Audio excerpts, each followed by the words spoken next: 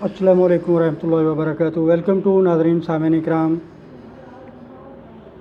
उम्मीद करता हूँ आप सब लोग खैरियत से होंगे। मेरी दुआ है अल्लाह ताला की ज़ात हम सब पे, दुनिया पे, हमारे मुल्क पे, माशरे पे, सोसाइटी पे, घरों पे अपने महबूब आखिरी नबी हज़रत मोहम्मद मुस्तफ़ा सल्लल्लाहु अलैहि वसल्लम के सदक़े रहमत फरमाए। हमें अतिउल्लाह व अतिउर रसूल पे अमल करने की तौफ़ीक़ अता फ़रमाए। I request you to follow the way of Allah and His holy messenger, last messenger Hazrat Muhammad Mustafa sallallahu alaihi wasallam. Then we will succeed in our lives and after the life. तो नाज़रीन इकराम, इसके साथ मेरी request भी होती है कि मेरे YouTube channel Abad advocate high court को सब्सक्राइब करें और इसको सुने, आखिर तक सुने, ताकि आप लोगों को जो मैं चंद अल्फाज में समराइज़ मुख्तसर जामे अंदाज में चीज़ें कानूनी मालूमात बताता हूँ वो आपके ज़िंदगी में आपके काम आ सकें, आपको फ़ायदा पहुँचा सकें। इल्म हासिल करना हम सब का फ़र्ज़ है। मैं भी आपकी तरह लॉ का स्टूडेंट हूँ, तालिब इल्म हूँ, कानून को जानने की कोशिश करता हूँ, किताबें पढ़ता हूँ, प्रैक्टिस भी कर रहा हूँ इनकम टैक्स की, सिविल, क्रिमिनल और टैक्सेशन की, कॉर्पोरेट मैटर्स की। कंपनी फर्म हो, किसी किस्म के कोई मैटर्स हों, घरेलू हों, कारोबारी हों, ज़िंदगी के हज़ारों मसले मसाइल बनते हैं इंसान को। तो उसके लिए आप लोग मुझसे रब्ता कर सकते हैं। मैंने अपना नंबर इस वीडियो के डिस्क्रिप्शन में दिया हुआ है। तो नाज़रीन इकराम, आज मेरा अगला जो मौजू है, जिसकी इन्फॉर्मेशन मैं आप तक पहुंचाना चाह रहा हूं, वो टैक्स के हवाले से है। क्योंकि ये एनुअल गोशवारे जो हम जमा करवाते हैं इनकम टैक्स के, उसके बारे में है। सेल टैक्स के अलग मैटर्स होते हैं, उसके लिए income tax ordinance, sale tax act के तहत हमने वो गोशवारे जो कंपनियों के, फर्मों के, वो उस वज़ा करदा असूल, क़वाइद व ज़वाबित के तहत जमा करवाने होते हैं। तो ये जो इनकम पे टैक्स हम देते हैं, रिटर्न करवाते हैं, जमा सबमिट करते हैं अपना गोशवारा, तो उसके बारे में सेक्शन 67 अपॉर्शनमेंट ऑफ डिडक्शंस के बारे में है कि हमने जो डिडक्शंस हैं उनकी तकसीम जो अक्सर करना, मुकर्रर करना, कैसे करते हैं, उस रिटर्न में कहाँ पे कैसे करते हैं। तो कानून इनकम टैक्स ऑर्डिनेंस 2001 अपनी दफ़ा 67 सेक्शन 67 में हमें रहनुमाई फराहम करता है कि आप subject to the ordinance where an expenditure या expenditures deductions and allowances relates to number 1 the derivation of more than one head of income। Income के एक से ज़्यादा अगर खाते हैं, प्रॉपर्टी से इनकम हो रही है, सैलरी से इनकम हो रही है, अदर सोर्स से इनकम हो रही है, फॉरेन रेमिटेंस की हो रही है, बिज़नेस से हो रही है, तो हमने उस एक्सपेंडिचर को, अखराजात को किस तरह उस रिटर्न में किस किस हेड में शो करना है।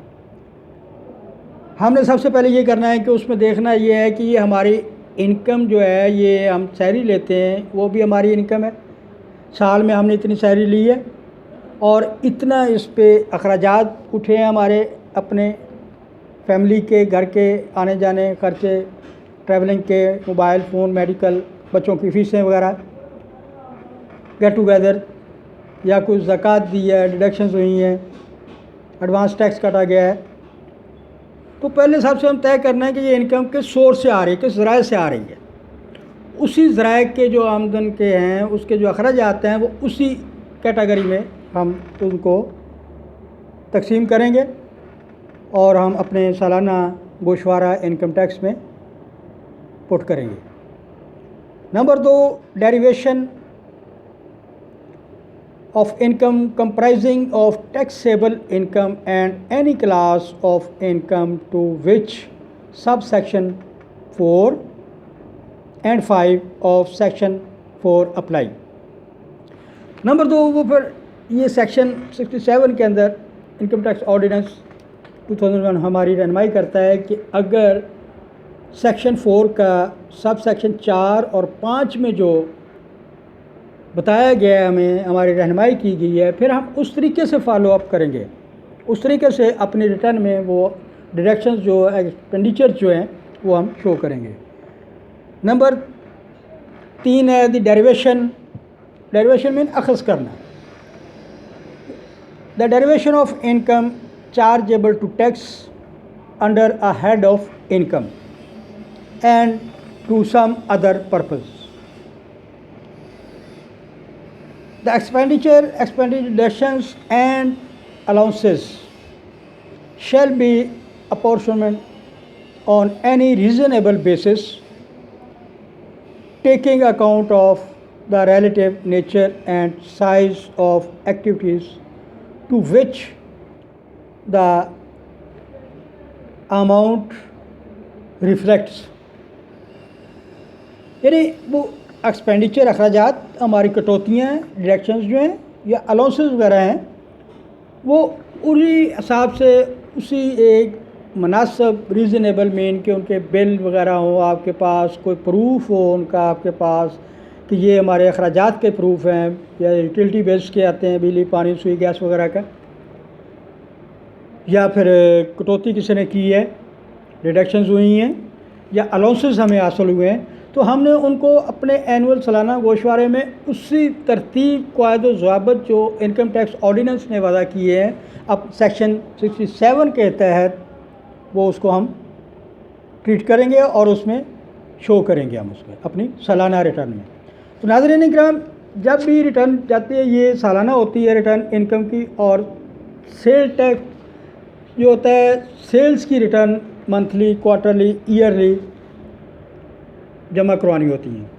तो उसके लिए आगे चलते हैं। The board may make rules under section 237 for the purpose of apportions, deductions, expenditures and allowances.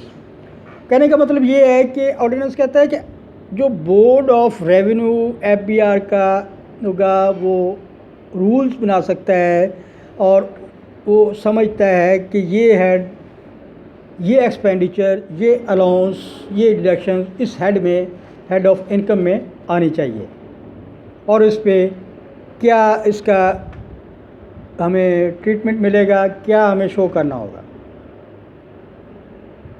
हमारे यूटिलिटी बिल्स में टेलीफोन बिल्स भी आते हैं, PTCL के आते हैं, मोबाइल आते हैं, उन पे जो एडवांस टैक्स कटता है, हमारी डिडक्शंस होती हैं, विद होल्डिंग टैक्स उसको दूसरी ज़बान में कहते हैं, तो वो भी हमने एडजस्ट करना होता है उसी इनकम टैक्स रिटर्न जो हमारी सालाना उसमें बताना होता है।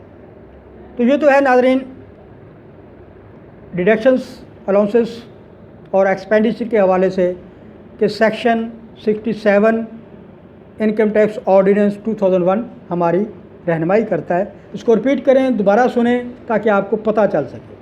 अपना ख्याल रखिएगा। Thank you very much. अल्लाह हाफिज़।